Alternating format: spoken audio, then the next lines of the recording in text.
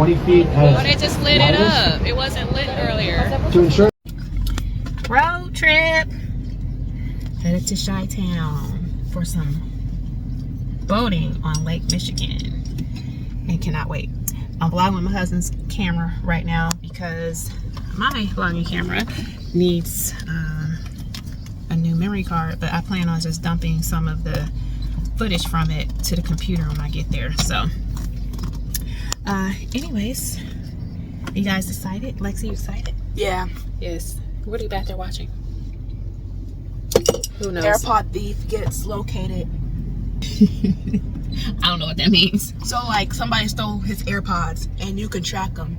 Oh, so right. he's got the tracker. Okay, that's good. And Chris is setting the GPS on the car. And we will be headed out. I got my I want you guys to see what I have. You guys like to take reading materials and such. So this book is one of my first financial books that I ever bought, and I haven't read it. I've had it for months now. I started reading, but I hadn't finished, obviously. And then I have this Mom Files by one of my friends. Where's my coloring book?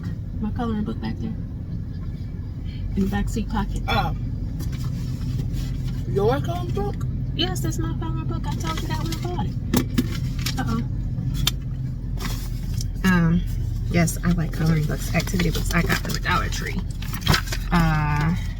What is this? Littlest Pet Shop with my. I have two different types of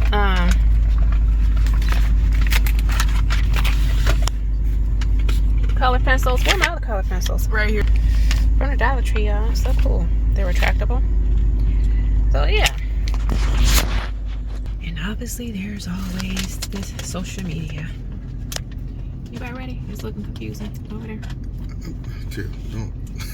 Because I don't. You don't know This is.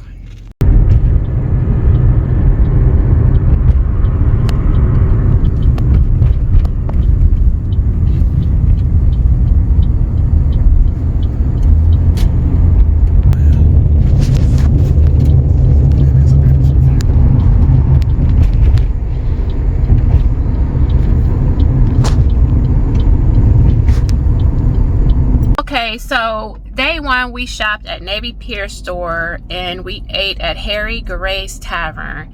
I had the seafood platter. Chris had, I'll let him say what he had. Lexi, what'd you have? I had a foot-long hot dog with fries. It was good. Yeah, and we picked up our hoodies. The first shrimp burger ever. It was great. Day one was fun. Yep, it was amazing. Before our nighttime cruise. All right, just trying to recap because I don't have any footage. We keep getting cut off. So, anything else you want to say? Look like we have a good time. Just I'm looking forward to going back. Yes, just a couple's trip next time. Yeah. Because that one right there, not this time around. So I just wanted to say, I hope you enjoy the rest of the vlog. It's so beautiful. Chicago is so pretty. And this is the nighttime cruise. So all of the lights and all the things, this is going to be a beautiful vlog. And stay tuned for part 2. That day is like, there's a lot of footage for that day. So I may have to make a part 3. I don't know. We'll see. So hope you guys enjoy the Chicago Navy Pier series, I guess I could call it maybe. And hope to hear from you guys in the comment section. Let me know if you guys have been to the Navy Pier before. If you've explored Chicago, I want to go back. It was so fun. Anyway, on to the vlog. Look at her. Non-stop. I know. Once again, folks, just a quick announcement. Tonight's Verbiage. cruise is going to be most likely a river-only cruise. We will visit all 3 branches of the river, going all the way to Chinatown on the South Branch. Once again, there will be a river-only cruise. If you choose to disembark and get up to God. The lock is currently disabled and we are not able to get out to the lake at the moment. What's locked? What's I mean, they should give us some type of discount. Make sure you're using the handrails. Please don't climb on chairs or sit on the railings or the life jacket boxes. Downstairs, we got restrooms. There's a full service bar with some snacks and non-alcoholic and alcoholic drinks. As you're walking around, going through the ground level there, make the doorways watertight. So it's obviously a bit of a tripping hazard, so keep that in mind as you're walking through, especially if you plan on drinking during our cruise. Otherwise, we're going to go under some low bridges during the cruise. It may be tempting to reach up and try and touch them because they're going to be pretty close to being within reach, but definitely don't try and do that. Those bridges are really old, some of them over 100 years. They got 100 years worth of rust on them, some sharp edges here and there, and it's really not worth the effort of trying to touch those bridges because you may just destroy your hand in the process or even end up, worst case scenario, overboard. Obviously, we don't want that. With all of that out of the way, let's begin here by talking about this building that's kind of lit up off to the right with a clock tower on it. This is the Wrigley Building. It opened in 1924, and back in those days, the bridge we're about to go under, the Michigan Avenue Bridge, was brand new. This bridge was built in 1920, and that really opened up development off to the right of the boat here. This side of the river off to our right was kind of a sleepy area before they built this bridge, so that really provided a brand new connection here, and the Wrigley Building was one of the first large commercial buildings to take advantage of that.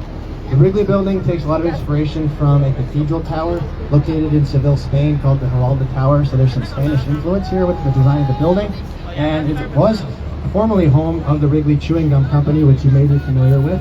Wrigley's obviously got a strong history. Howdy folks!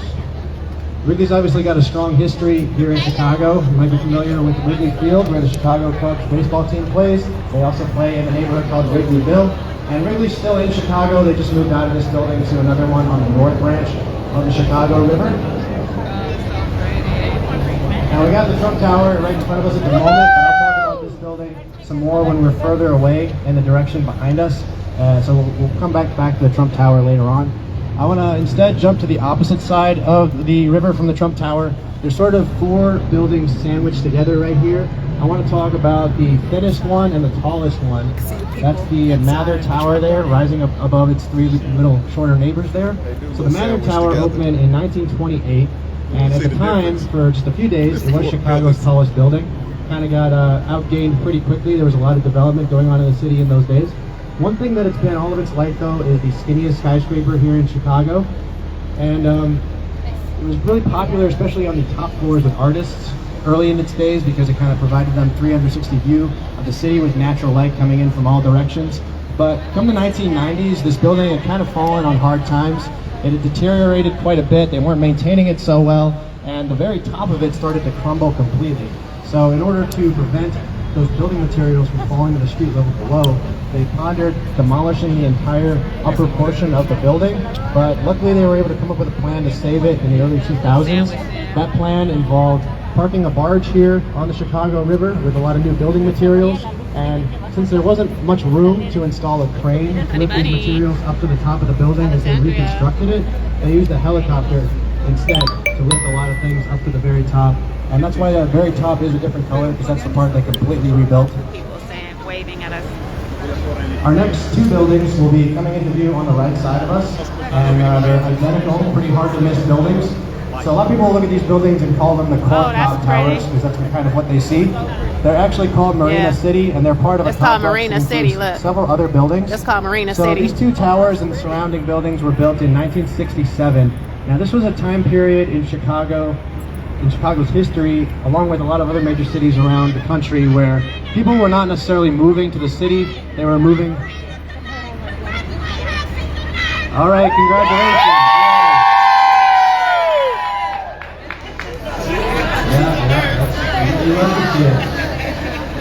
So, Marina City was built at a time where people were moving out of the city to the suburbs, and there was kind of a urban flight, as they called it. So when they designed these buildings in the 1960s, Bertrand Goldberg was the architect. He designed this complex to basically try to attract people back to the city at a time where the opposite was happening. To entice them here, he included a lot of amenities in these towers, very ahead of their time in that regard. So obviously you got the boat marina at river level here. You got some restaurants. There was also shops, including a daycare center and a supermarket. A daycare center is obviously not a shop, but I kind of just threw that in there when I said shops. There was a movie theater and an office building just for the residents in these buildings. That former movie theater is now home to the House of Blues, which is kind of an event space. So these buildings were definitely ahead of their time in the 60s. They were trying to bring people back to downtown Chicago because it was not a common sight to see people living here at the time. Nowadays, downtown Chicago and a lot of the surrounding Okay, I'm gonna start. So now we're beginning to turn onto the north branch of the Chicago River. This branch used to be very industrial, but it's been changing a lot recently, and it'll be changing even more so soon. We'll pass a few lots here and there that are going to change in the next 5 or so years, be something completely different than what they are now. Now, one building that is sort of a relic of the more industrial past of the Chicago River is that pinkish building kind of off to the left ahead of us. So this is the Fulton House, and this is actually the oldest building I'm going to talk to you about today. It was built in 1898, and originally it was a cold storage warehouse, so basically a giant refrigerator. This was built Now, in 1898. more recently in the 1980s, it was converted into a residential building, but that was a pretty exhaustive process. So because it used to be a giant refrigerator, they had to defrost the building.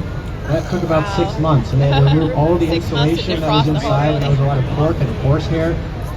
Dozens of truckloads worth of it. So once they finally defrosted the building and got rid of all that insulation in the walls, they were able to start punching some holes in for balconies and stuff like that. And during the defrosting process, they actually had to shore up the structure of this building because it was starting to kind of crack from the defrosting. So it's kind of hard to tell here at night, but if you look closely at the outside, you might see some star-shaped things on the entire surface of the wall here. Those little things that kind of just spot the surface there. Those are the caps that are the end of these steel rods that are embedded into the building to basically shore it up and make sure it's still structurally sound after the defrosting process. Right next door, we've got these river cottages built in 1986. The architect was actually the same guy who adapted the Fulton House into residential, Harry Weiss. So he designed these cottages, and he was a real nautical guy, loves sailing. So a lot of his buildings, and he's got several along the Chicago River, they all have a lot of triangular shapes in them because he likes sort of the shape of the sail, and you'll also find a lot of portholes on his buildings. So those cottages were another series of buildings that were very ahead of their time because the 80s was a time where the Chicago River was still pretty gross. It was very unique that you found people living on the river at the time. But around 2016, one of those cottages sold for the first time after they had originally been built, and they sold for about $2.5 million. So basically the land value around the Chicago River has gone up quite a bit since those cottages were first built. Now here's a great place actually to sort of get an idea of how the Chicago River has changed. So on our right we got the East Bank Club. When they built this building in the 70s, this wall was completely devoid of windows. They added those later as the Chicago River got cleaned up. Contrast that with the opposite side there, you got these townhomes that were built in the early 2000s after we had started cleaning up the river, and they're fully embracing being on the river here. You can see this was also after the ordinance that required a public river walk, so this river walk is not just for the townhomes, it's for anybody who wants to stroll through here. So this is a great place there to get an idea of the contrasting time periods. Just 20 years pretty much separate these townhomes from the East Bank Club. The East Bank Club was pretty much turning its entire back on the river, whereas the townhomes are facing right toward it. So we've done a lot for sure in a pretty short time to make the Chicago River a more nice place to hang out. So we talked about Fulton House. That was an adapted reuse for a building. It was industrial before, now it's residential. And here's another building off to our right that was adapted from its original industrial use. Sort of a telltale sign that a building has undergone an adaptive reuse is these balconies that are kind of just suspended on the outside of the building. Kind of, they got those cables that are sort of stapled and headed much longer after this building was first completed. So when they changed it from industrial to residential, they added those balconies. And you'll see a lot of buildings here in Chicago, these old warehouse-style buildings that have these balconies that have been added later on. So that's definitely a telltale sign that that building used to have a different use. Off to our right here, we're going to see Montgomery Ward Park, and behind it, there's a building with some triangle-shaped steel beams there, kind of facing directly towards the river. So that's Erie on the park, and the thing about those triangle shapes there, those steel beams, that's actually part of the steel skeleton that holds up this building. It's built on the exterior in this building's case, which is kind of uncommon. You find that on a few buildings. There's another notable one in Chicago that uses some exterior cross bracing like this, right where the large red brick building is now ahead of us. So if you're visiting, come back to Chicago in about 10-15 years, and this area right here is going to look like a completely different city, basically. There's going to be not only those high-rises, but also more river walk space because they have to build that public river walk. There's going to be parkland. Going to be a lot of new things to see over here. To our left, we got one of the former buildings that made up the Montgomery Ward complex that was actually over here. So this used to be one of their warehouses, and this building was it's pretty long. You can kind of see it extend for quite a ways. So supposedly, and there's actually photographic evidence to back this up, in the early days of this building, to get around people that were sort of picking up all the wares within the warehouse, to get around quicker, they would wear roller skates to basically get from one side of the building to the other as quickly as possible. And when they were adapting this building for resident, or actually offices, from its original industrial use, they just found a room full of roller skates.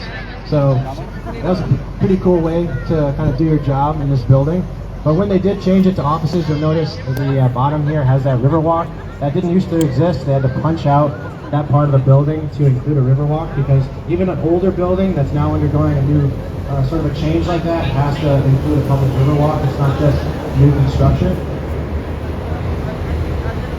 So right here, I'm going to talk about the condition of the Chicago River as it used to be and how it's changed, and all the things that sort of factored into that. So the reason the Chicago River used to be so disgusting was, well, because we dumped all of our sewage into the river in the early days of Chicago's history. So the city was founded in 1837, but it grew really rapidly. So there were about 6,000 people in Chicago when it was founded, and by the turn of the century in 1900, we had over 1.5 million people in Chicago. So this exponential growth led to a few issues. The first one was, how are we going to handle all the raw sewage all these people are making? So Chicago didn't have a sewage system early in its history. They had to build one. In the 1850s, they built the U.S.'s first comprehensive sewage system. And this thing was great. Obviously, it took the sewage away from people's houses, but the sewage system still had to bring the sewage somewhere, and that somewhere was unfortunately the Chicago River. So we were dumping all this raw sewage into the river. Making matters worse, all that sewage was flowing out into Lake Michigan, because in those days, Chicago River flowed into Lake Michigan. So that was our source of drinking water back then, just like as it is today. So all this raw sewage was headed out to our water intakes. People were drinking it. And I'm going to paint a picture here for you just to give you a real image of how disgusting the river was. It was so thick with sewage, it was said to have the consistency of chocolate pudding. But you can imagine it didn't taste like chocolate pudding, right? So all that sewage-laced water was being drank by the citizens of Chicago. Naturally, they were getting sick and dying by the thousands from waterborne illnesses. Huge issue, major health crisis here. This is where you might think they'd start cleaning up the Chicago River, but actually that wouldn't happen for about another 100 years or more. Wow. So what instead they decided to do was reverse the natural course of the Chicago River and send the sewage in the other direction. Then it could be just somebody else's problem, and Chicago wouldn't have to worry about it anymore. So this is a different time. Obviously you can't do that now, but back in those days, no one had ever reversed the flow of a river before, so this was all uncharted territory. And how do you reverse the natural flow of a river? Well, the short answer here is that you harness the power of gravity. And here's how they did that. So west of Chicago is another river called the Des Plaines River, and ultimately it leads into another river that leads into the Mississippi River. But all those rivers are at a lower elevation than the Chicago River. So what they came up with was digging a canal connecting the Chicago River up to the Des Plaines and ultimately the Mississippi. And because the river would now have this new route towards a lower elevation, it would naturally want to flow in that direction. But building this canal was no simple or easy feat. Ultimately, it was about 28 miles long. It was built from 1890 to 1900, so it took about 10 years. Massive excavation machines. People had to dig this thing by hand using shovels and pickaxes and explosives to sort of break up the rock and stone they were coming across. So thousands of people worked on this project, and it moved more earth than the Panama Canal. Huge undertaking for Chicago. And a lot of the people that would go on to work on the Panama Canal, they came to view our canal to see kind of how it was done, because this was an engineering marvel at the time. So Panama Canal in a lot of ways took inspiration from what we've done here in Chicago. And our canal is called the Sanitary and Ship Canal. So this thing was successful though. Once the water was allowed to rush into it, the river took a few weeks, but over time it did indeed start flowing in the opposite direction of its natural course, no longer polluting our lake and our source of drinking water. Now it was flowing towards the Des Plaines, ultimately into the Mississippi River, straight towards a city called St. Louis. So St. Louis, if you're not familiar, is located on the Mississippi River, and they were now downstream of all of our raw sewage, a fact you can imagine they were none too pleased with.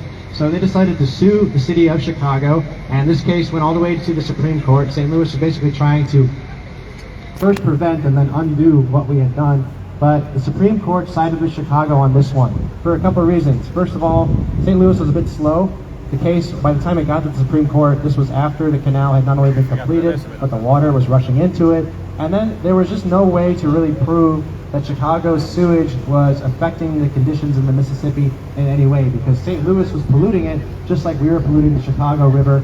So the case was just kind of thrown out because there was no grounds for St. Louis to really stand on there.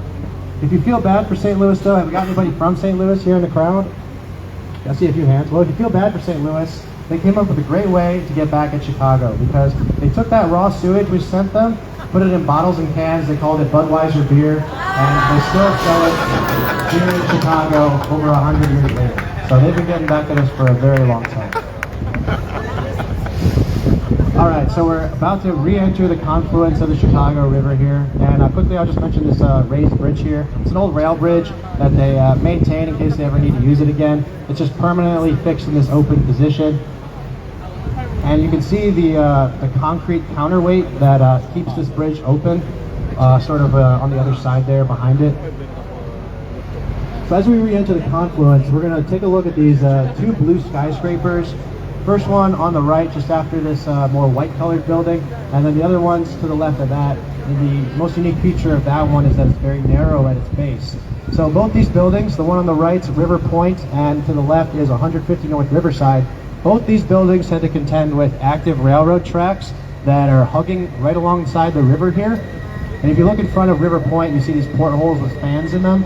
That's the exhaust ports for the railroad tracks there, the trains. So in the case of River Point, you can kind of see that the building kind of curves in towards itself, kind of like it's sucking in its stomach at the bottom. And that's its way of giving room for the railroad tracks that go right in front of it. In the case of 150 North Riverside, the tracks go behind the building, and then in front, they were required to build that public river walk. That's why the base of the building is only about 39 feet wide, because that's all the space they had to work with. And that's why this lot was vacant until 2017 when they built that building. So this building's base is only about 39 feet wide. It gets to about 120 feet at They just lit it up. It wasn't lit earlier. To ensure this building was structurally sound, they used the longest and strongest steel beams ever used in construction here in the United States to build the steel skeletal frame of the building. And then, it might surprise some of you to hear this, but skyscrapers do sway in the wind, and that's normal, but you obviously don't want it to be so crazy that this building is just swaying like a tree all over the place. So to ensure that this building was not going to sway too much, they installed something near the top of it inside called a liquid tube mass dampener. It's basically a fancy way of saying there's a really big water tank up there with about 200,000 gallons of water. The purpose of this water tank here is that as the building is swaying in one direction in the wind, the water is sloshing the opposite way, and that's helping to reduce how much sway the building's experiencing. So it's a very structurally sound building. The architect said that they could have built a building twice as tall using this design, so it's not at all at risk of collapsing in a strong wind gust or anything like that. So our next building is going to be on the opposite side on the left. It's another building that had to adhere to the city's requirement of a river walk. This is the Bank of America building, built in 2020. Oh, wow. And That's you new. can see that this entire side of the Bank of building America. facing the river is being suspended up by these 9 columns arranged in these 3 trident-like shapes. So these columns are all going down about 110 feet to the bedrock, which is very solid ground, to ensure that they have the strength to hold up the entire side of the building here. We also got that nice river walk there underneath. They decided to go with this trident arrangement rather than having the 9 columns just all go straight down to reduce the obstruction they create. And you notice the building's kind of got a serrated design. The advantage of that for the Bank of America employees is that there's a lot more corner offices per floor, something I'm sure they appreciate. Right on the same side, you've got this huge tan building. As you look up at it, you might notice it kind of looks like a huge chair. This is the Civic Opera building, built in 1929. Dang, The timing, once again, just like the Merchandise Mart, couldn't have been worse. The original opera company Hey, that look was at in this this building over here, honey. was not long for this world. But now it's home to the Chicago Lyric Opera, which is very successful.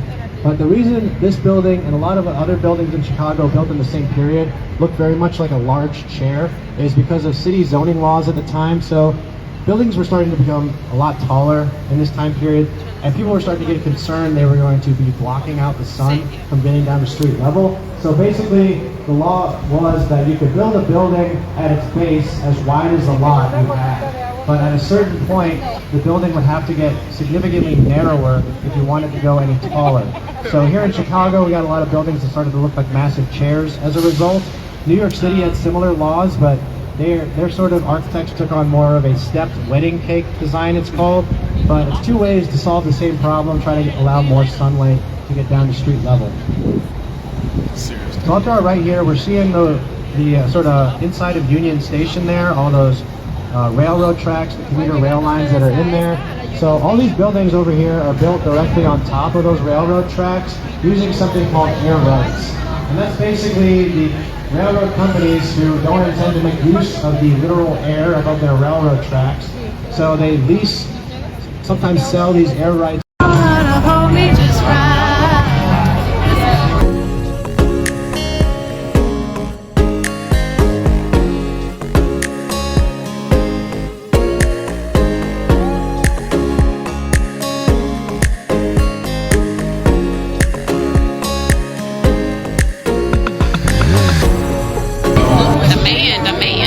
Which one we grab?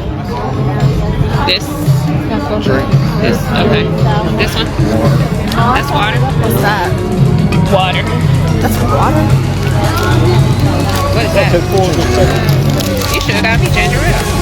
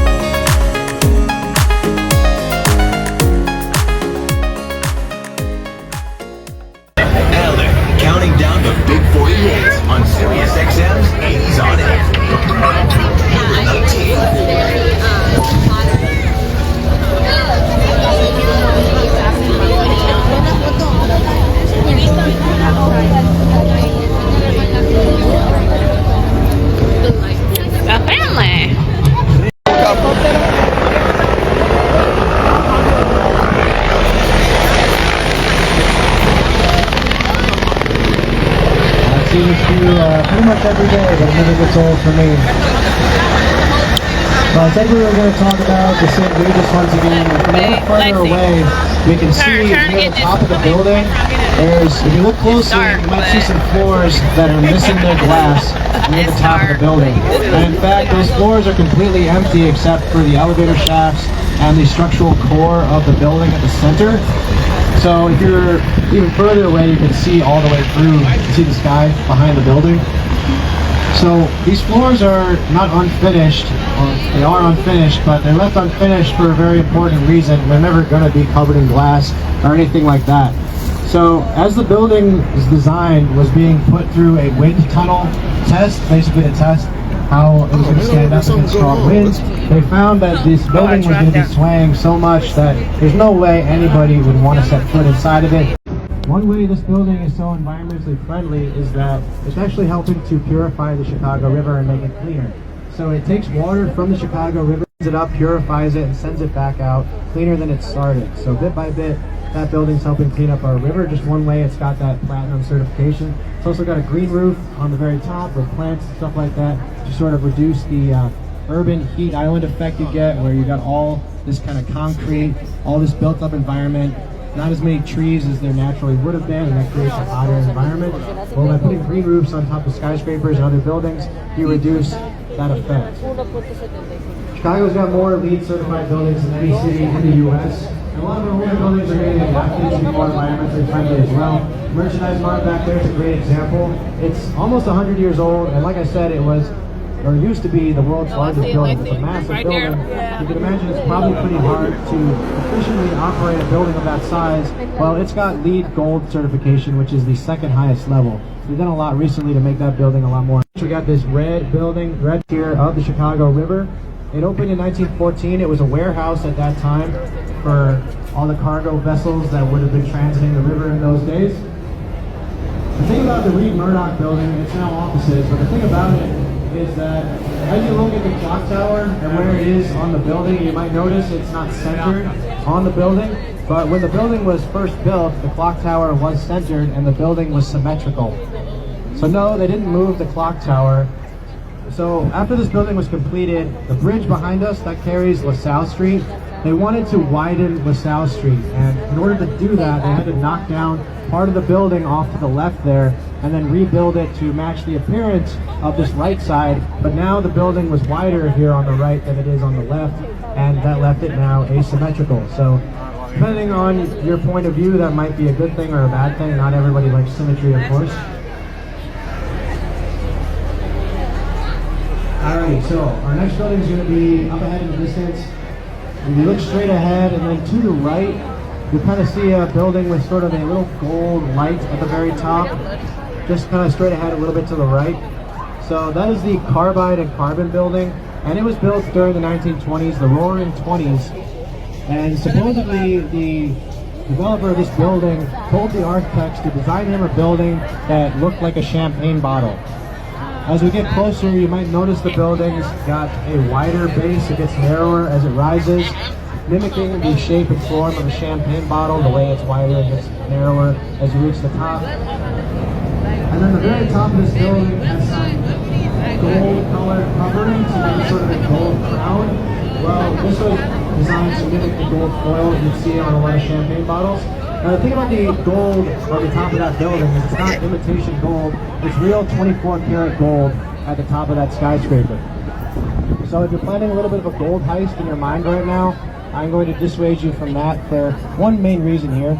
So yes, it's real gold, but it is a very thin layer of gold, only 1/8 of an inch thick. It's not solid gold at the top of the building. So even if you could your way up there and somehow scrape some gold off, it's actually not all that much, and really probably not worth the effort and risk of falling about 400 feet to your death. So definitely leave that gold up there when it is. On a nice sunny day, that gold really catches the light beautifully, and it's got a great presence here near the river. Directly to our right here, we got this tan building, and you can kind of make out it's got a dome-shaped roof on the very top. This is the Jewelers Building. It opened in 1927, and the kind of quirky feature of this building was that it had a car elevator that could get you up to the 22nd floor, you and your vehicle. So it wasn't very common back then for buildings to have their own parking garage, let alone a car elevator. That's not even common today. So this was something that was included to attract tenants to the building, but unfortunately this elevator was a mechanical nightmare. It rarely worked, and moreover, it became obsolete pretty quickly because this was sort of the early days of the automobile. As time went on, not long after this elevator was built, cars became larger, longer, heavier. The elevator could no longer support these new modern vehicles, and so even when it was working, it couldn't actually hold any cars. So great idea, but it never worked and quickly became obsolete. So they removed it from inside the building. It's no longer there. All right, so we talked about the Wrigley building there, that building with the clock tower on the left. Creeping into view just to the right of the Wrigley building, you're going to start seeing another one of Chicago's very iconic skyscrapers. Kind of looks like a Gothic cathedral at the very top. So that is the Tribune Tower here in Chicago. It used to be home to the Tribune newspaper company, but they moved out and it's a residential building now. So this building, before it was built, before it was even designed, the editor of the Tribune newspaper company was looking to move into a new headquarters, but he didn't want the Tribune company's newest building to be just any old building. He wanted to make sure it was the most beautiful skyscraper in the entire world. So he held an international competition to basically get as many design submissions as possible. To sweeten the deal, he offered a $50,000 prize reward. It's about $900,000 in today's money just if you won the competition. So he got over 250 submissions to that contest, and the winning design here took a lot of inspiration from French Gothic cathedral architecture, which the editor of the Tribune newspaper company was quite a big fan of, so that might have had a hand in why this design won. So a common feature of French Gothic cathedrals is these things called flying buttresses. So if you look near the top of the Tribune Tower, you'll see sort of upside down L-shaped things sticking out the side with these arches underneath. These are flying buttresses, and on a cathedral, these would often be used as a structural element of the cathedral, supporting the wall of the cathedral from the outside, so a structural thing. The Tribune Tower, though, is a traditional modern skyscraper with a steel skeletal frame, and those flying buttresses are not structural in any way, they're just for show, just to give you that sort of Gothic cathedral aesthetic they were going for. And obviously, it's up to personal opinion if you think it's the most beautiful skyscraper in the world or not. So let's keep on that side of the river here. You got this skyscraper. If you look through the top, it's got that NBC logo, and right above it is a spire. So it should come as no surprise here. This is the NBC Tower here in Chicago. And you might look at this building and think it looks a lot like sort of a more vintage skyscraper. It looks very much like an Art Deco style building. But Art Deco was very popular in the 1920s and 30s as an architectural style. This building was built in 1989, long after Art Deco fell out of style. But Adrian Smith, the architect of this building, kind of wanted to harken back to that Art Deco style. So he designed this building to look very much like an Art Deco building. A common feature of Art Deco buildings is these strong vertical lines that kind of carry your eyes upwards and also make the building appear a little taller than it actually is. If you look sort of near the midpoint of the building, you might notice it's got flying buttresses, those upside down L shapes. This is this building's way of basically tipping its cap to the nearby Tribune Tower by incorporating an element of the Tribune Tower's design within its own design here. Alright, so our next building is going to be obstructed pretty soon by the bridge, but it's going to be off to the right, that very tall, curvy looking skyscraper, which we'll obviously get a better view of in just a moment. Who is actually from Chicago. She really made a name for herself with a lot of her Chicago buildings. Her first building in Chicago, and actually her first building in general, is directly to our right. Between these two closer buildings, there's a building in the back there with some wavy balconies. This was her first skyscraper. It's called Aqua. And then she designed the St. Regis here. More recently, it's her tallest building at the moment. So with the curvy balconies of Aqua and the curvy form of the St. Regis, you can tell that she's got sort of she's a fan of these curvy sort of designs in her building, sort of more flowing, natural look. So with the St. Regis, while it is a very curvy looking building, they didn't use any curved glass in the skyscraper. How she designed it was by using this shape called a frustum that she stacked on top of itself multiple times as the building rises. You've probably never heard of a frustum before, and I didn't hear of a frustum until I started researching for this tour. So a frustum is basically just a pyramid without the pointed top. It's kind of truncated. So you've got this frustum shape, which is stacked on itself. And as the building rises, the flush doesn't get wider or narrower, giving you sort of that undulating form. This building's convenience to us. My because we weren't beverage. able to go out to the lakes because the lock regular is not water. working. So why do we have this lock here? Well, this all goes back to the reversal of the Chicago River flowing out of I've Lake never had Michigan. water in a can We were before. gradually beginning to drain Lake Michigan, and not just Lake Michigan, but all the other Great Lakes as well, because they're Unless all it was connected up carbonated. together. So as the years went by, so again the canal was completed in 1900. As the years went by, and water continuously out of Lake Michigan. So we're no longer draining the Great Lakes. It's all managed by an international treaty that we signed with Canada. So we can only use so much water of the Great Lakes.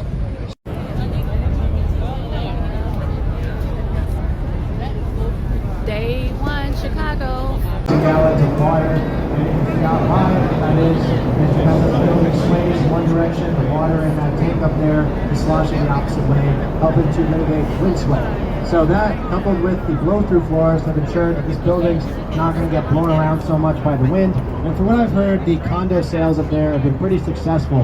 One of the penthouses recently sold for nearly $18 million, so if you got that kind of money to throw away, maybe you can get yourself a unit up there. Alrighty, so straight ahead of us now, directly in front of us, we've got that view of the Trump Tower that I teased at the very beginning of our tour here. So the Trump Tower is Chicago's second tallest building, and it was built in 2009. The architect, Adrian Smith, you might remember I mentioned him just a little while ago, talking about the NBC Tower. So Adrian Smith is another one of those homegrown architects. So the core of the Burj Khalifa and the Trump Tower is a spine made out of this reinforced concrete. And then coming through, maybe you're wondering, that's a spire on top of the Trump Tower, not an antenna. So that does count towards the building's height. If it didn't have the spire, it would actually be shorter than the St. Regis. All right, so I think probably our last building here on the tour, I hope that's sad for all of you, final building, is going to be off to the right. It's that dome-shaped roof there that's all lit up, red, white, and blue still, looks like for the Independence Day holiday we just had here.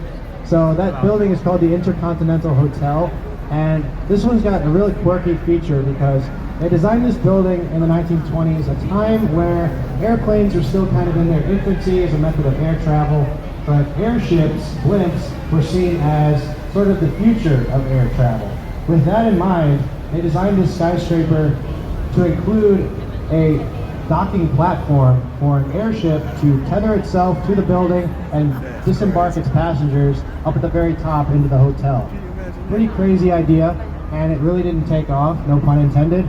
Planes obviously became more advanced and efficient as ways of getting people around through the air. Blimps were very slow and started to be perceived as being very dangerous when the Hindenburg, which was a German airship, exploded, killing everybody on board. Facilitate such a thing, the Intercontinental Hotel here in Chicago and the Empire State Building in New York also featured this design. All right, whether that be purses, glasses, wallets, any children left on board will be put to work. That's how I got my job here. My parents left me behind, and I've been here ever since, so don't be that parent. The captain will give you the word when it's safe to disembark. We still got to tie up the boat, get the ramps on, all that stuff. So yeah, thank you very much for coming out this evening. I'm sorry we weren't able to go out on the lake, but I hope you still enjoyed the cruise. I know I dumped a lot of info on you. I don't expect you to remember every single thing, but I'll feel happy if you learned at least one or two things. Like I said, the captain will give the word when it's safe to disembark. So right now, just stay near your seats and don't block the stairwells, please. So yeah, thank you very much, and please enjoy the rest of your time here in the great city. That's a lot of information you just gave me, guys. Yeah. Can we just another moment here, folks? Please do that. So how was it? Good.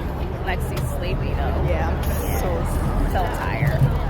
How Yeah, was folks, it, it'll be babe? just another second here. As soon as we're able to get that line down, I'll be right back on the mic. But like Nick said, take this time to look around and make sure you have all your belongings with you. Like you told me. We'll be off the boat here momentarily. Buy a Appreciate hoodie like everybody's that. cooperation tonight. So I'm gonna get a It was hoodie. a It's beautiful cold out night. here, and Lexi got a Okay. hoodie, but it's too thin. it's still comfortable, it's still soft. Yeah, it's still cold though. So Chicago never sleeps, you guys. The city has a lot to do. There's a lot to do. We don't have to wake up early tomorrow, do we?